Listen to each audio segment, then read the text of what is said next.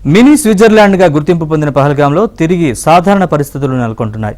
ఉగ్రవాదులు దాడి తర్వాత కొన్ని రోజుల పాటు స్తబ్దుగా ఉన్న ఆ ప్రాంతంలో ఆంక్షలను ఎత్తేశారు.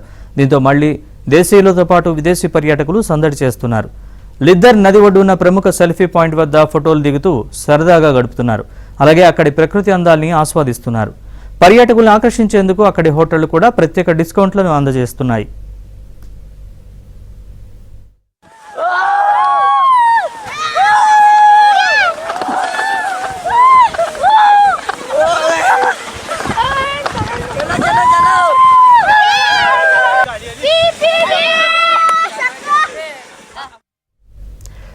పహల్గామ్ను చూసేందుకు కోల్కతా నుంచి ఓ పర్యాటకుడు వెళ్లాడు.